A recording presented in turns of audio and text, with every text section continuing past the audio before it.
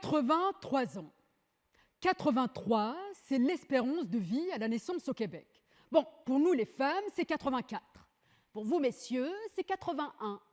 Pour une fois, on a un petit avantage. 3 ans, on prend. 3 ans pour tenter d'atteindre la parité. Mais restons sur le 83. 83 ans, ça ressemble à quoi visuellement? Ça ressemble à ça. Chaque cercle correspond à 1 mois. Chaque rangée correspond à 36 mois.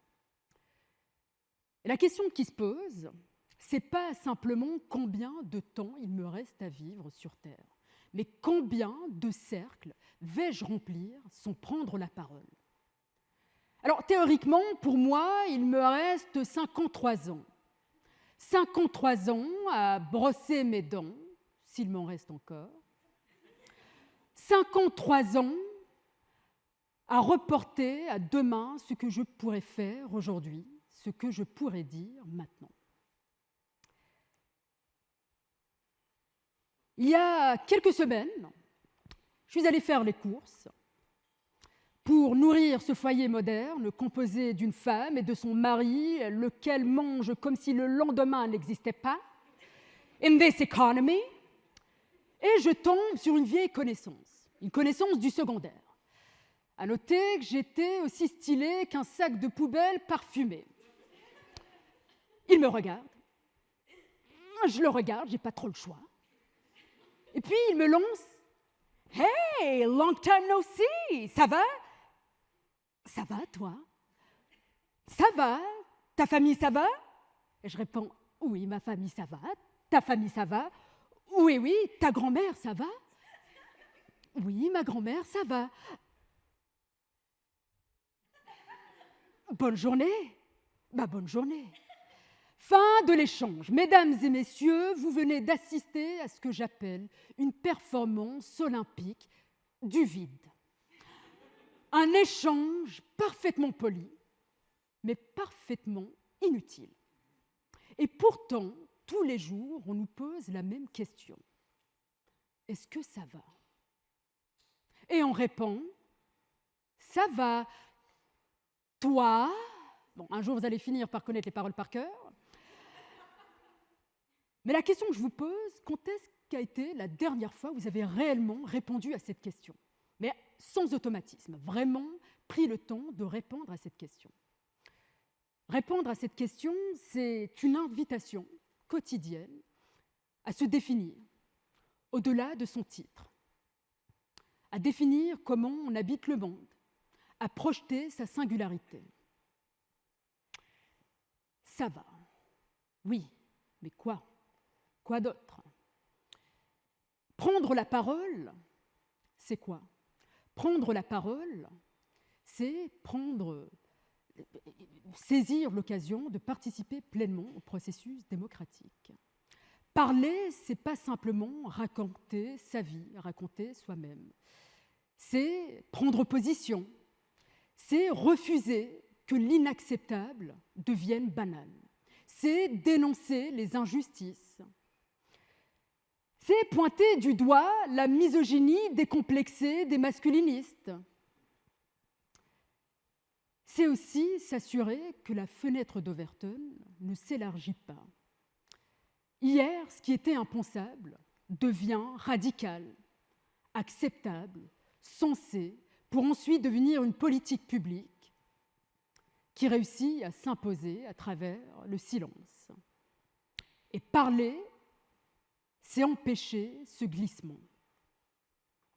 Parler, c'est aussi contredire des gens lors d'un souper, même si l'ambiance est bonne.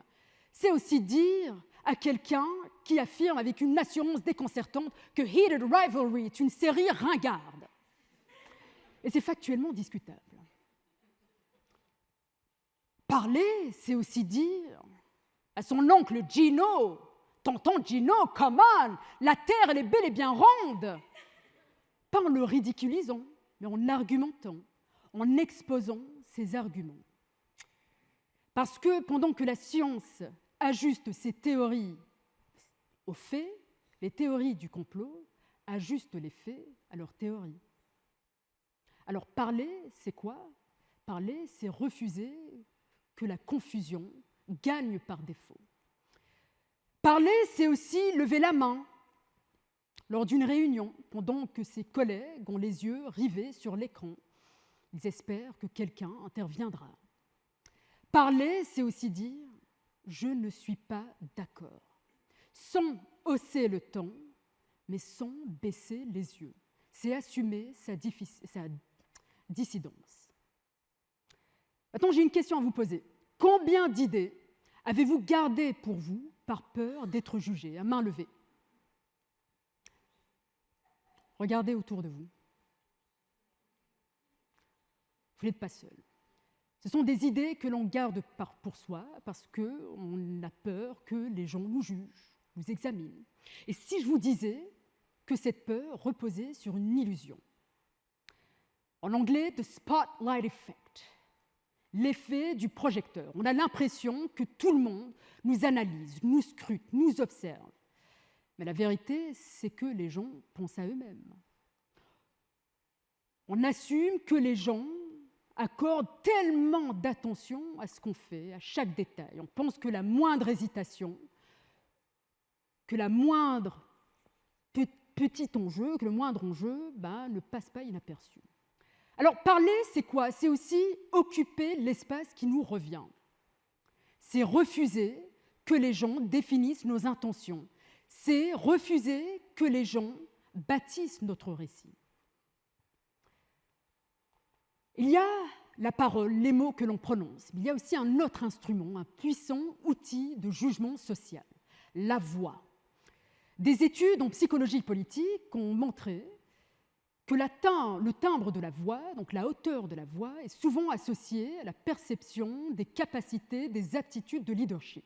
On va associer la voix grave à une personnalité qui possède des capacités de leadership, à quelqu'un qui a de l'autorité, à quelqu'un de compétent, et à la voix aiguë, tout l'opposé.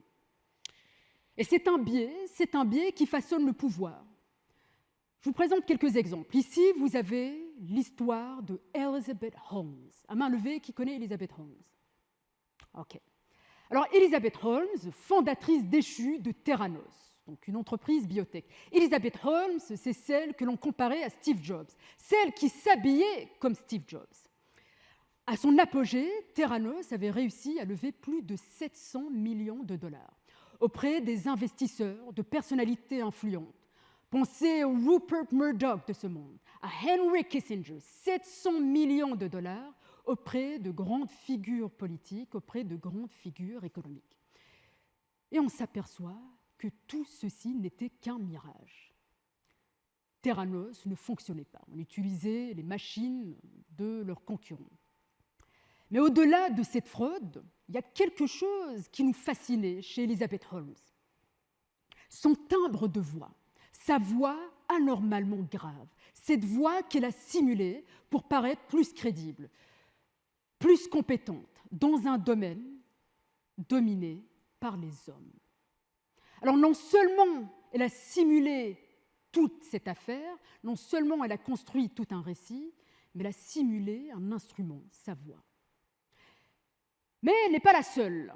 On a aussi Margaret Thatcher, première femme à être devenue première ministre du Royaume-Uni en 1979, qui avait embauché un coach vocal pour abaisser le ton de sa voix. Parce qu'elle savait, si j'ai une voix grave, je peux paraître plus crédible, plus légitime.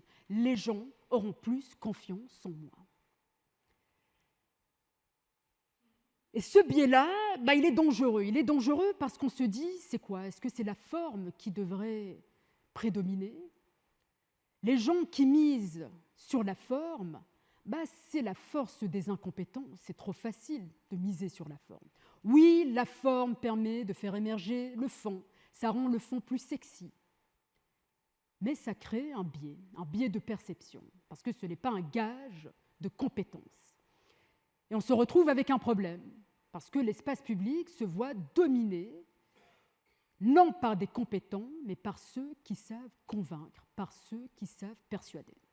Alors à ce biais, on peut associer un autre biais cognitif, l'effet Dunning-Kruger. Qui connaît l'effet Dunning-Kruger ici?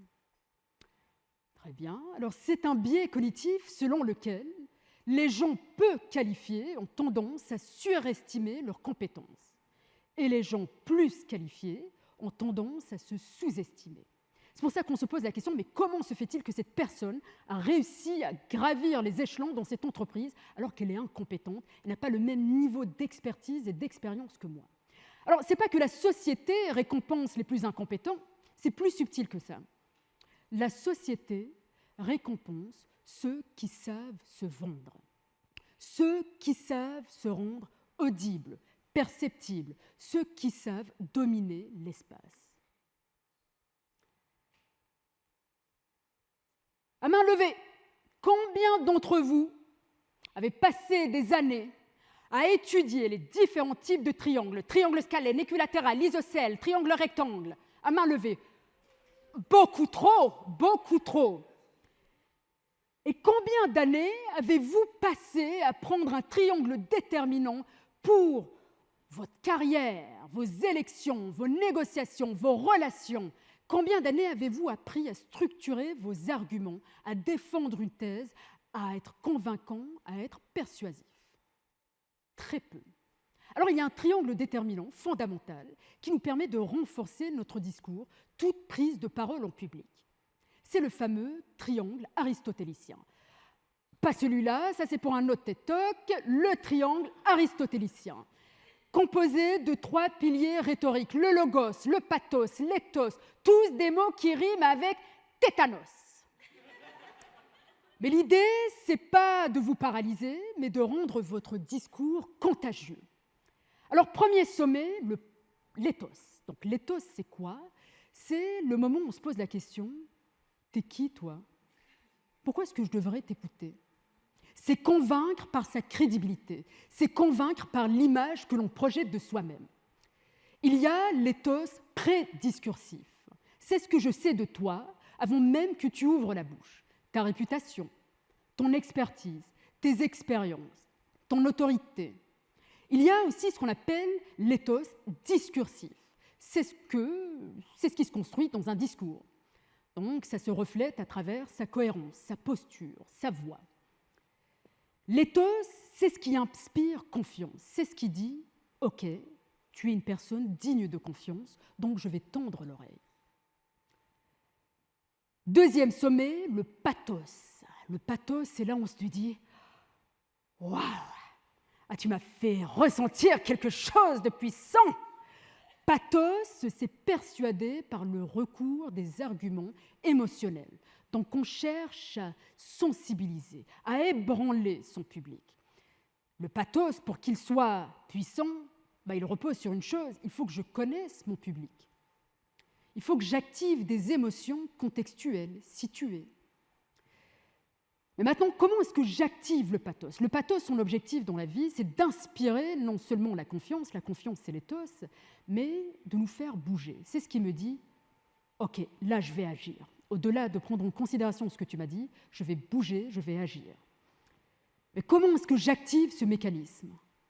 À travers les mots, à travers les figures de style, le choix des mots, s'inspirer de Sol. Sol, ce personnage mythique de Marc Favreau. Ce clochard, ce clown clochard, lecteur lucide du monde, qui aimait les mots, qui aimait les calembours. Il disait « La vanille appartient à ceux qui se lèvent tôt. Chaque soir, il faut écrire ça dans son cornet. » Le pathos, oui, c'est aimer les mots, c'est aimer les figures de style. Par exemple, la litote, plutôt que de dire « Je t'aime, va, je ne te hais point ». C'est aussi insulter quelqu'un avec élégance. Tu sais, la sagesse t'a toujours poursuivi dans la vie. Mais toi, t'as toujours été si rapide. Donc c'est maîtriser les mots. Et vous avez le troisième sommet, le logos. Le logos, c'est convaincre par la logique, des arguments rationnels, logiques, qui reposent par exemple sur un raisonnement démonstratif.